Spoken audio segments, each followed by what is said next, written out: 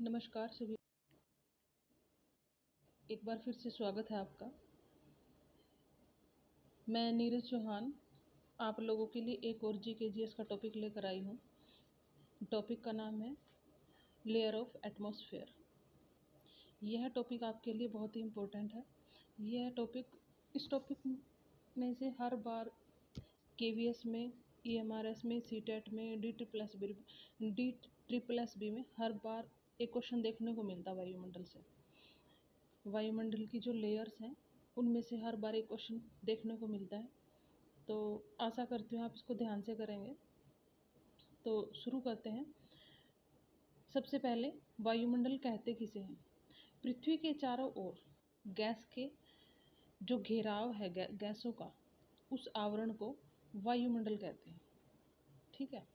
और वायुमंडल की 5 परतें बताई गई हैं। सबसे पहले फर्स्ट लेयर है हमारी ट्रोपोस्फेयर, सेकंड लेयर है स्ट्राटोस्फेयर, थर्ड लेयर है मेसोस्फेयर,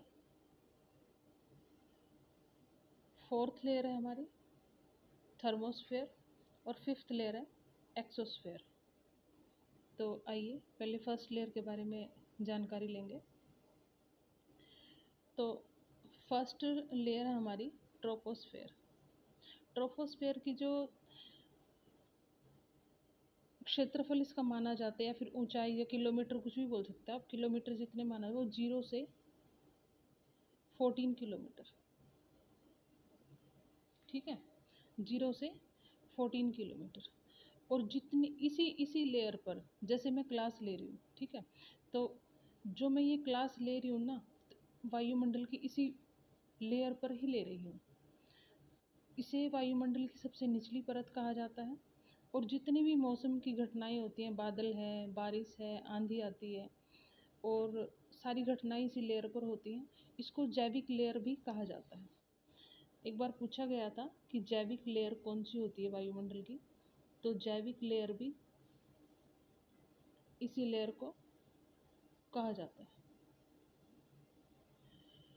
और इस लेयर में जैसे जैसे हम ऊंचाई पे बढ़ते चले जाएंगे, तो तापमान सुहावना होता चला जाएगा, मौसम सुहावना होता चला जाएगा, गर्मी कम होती चली जाएगी और मौसम अच्छा होता चला जाएगा।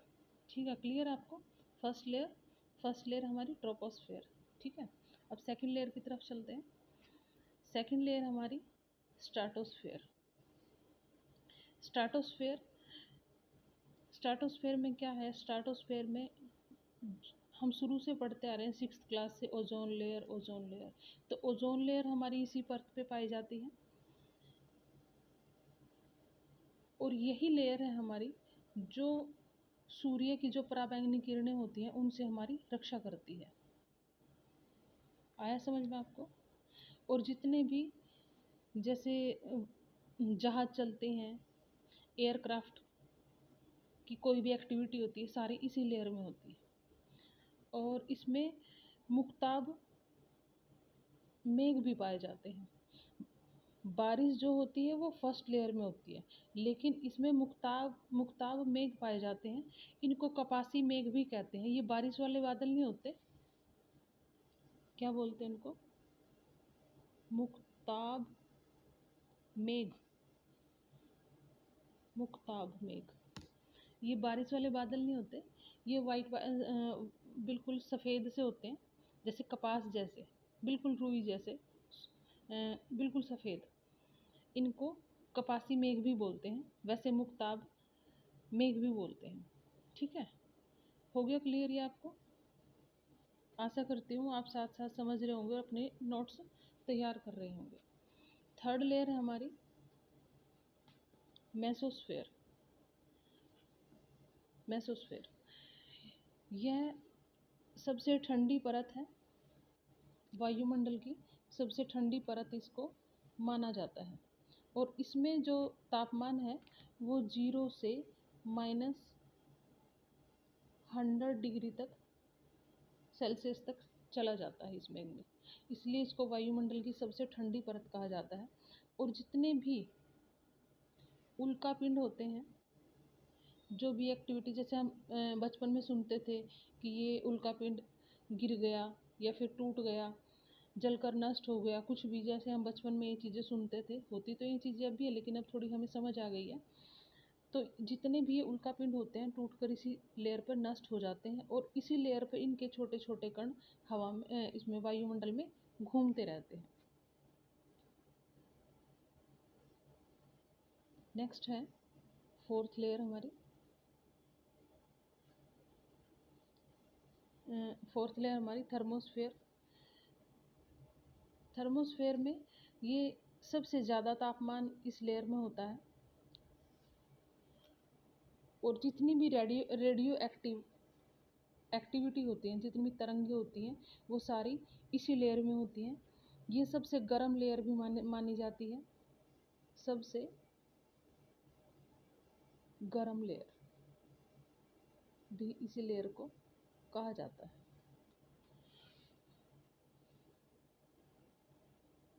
और इस लेयर में जैसे रेडियो संचार के लिए जितनी भी तरंगें होती हैं, या फिर ये बोल सकते हैं भी ऐसा कार्य सारे इसी लेयर के ये सारे कार्य इसी लेयर के माध्यम से होते हैं। ओके, क्लियर है ये आपको? नेक्स्ट लेयर में चलते हैं, एक्सोस्फेयर। नेक्स्ट लेयर हमारी एक्सोस्फेयर। एक्सोस्फेयर वायुमंडल की सबसे बाहरी परत है, और इस परत पर जैसे उपग्रह वगैरह ही चलते हैं। और इसमें क्या होता है कि सबसे हल्की गैसें, जितनी भी हल्की गैसें होती हैं वो सारी इसी लेयर में पाई जाती हैं, जैसे हीलियम,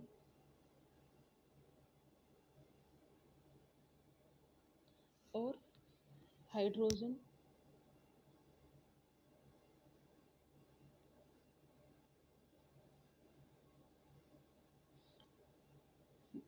जितनी भी वायुमंडल की हल्की गैसें होती हैं वो सारी इसी लेयर पर ही पाई जाती हैं।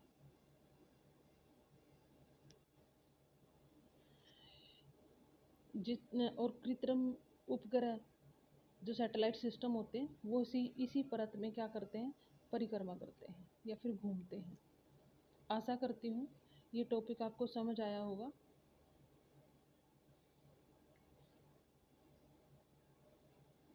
आप इसके साथ साथ नोट्स बना सकते हैं, ताकि एग्ज़ाम टाइम में आप रिवीजन करो, आपको कोई प्रॉब्लम ना हो। कैसी लगी आपको ये मेरी क्लास, आप कमेंट बॉक्स में बता सकते हैं। और एक नया टॉपिक जो आपको करना है एग्ज़ाम के लिए, तो आप कमेंट बॉक्स में लिख के बता सकते हैं, तो मैं उसी टॉपिक के ऊपर क्लास बना दूँगी। आशा करती हूँ आपको ये क्लास अच्छी लगी होगी, और प्लीज़ आप मेरे चैनल को सब्सक्राइब और लाइक करेंगे। Thank you so much.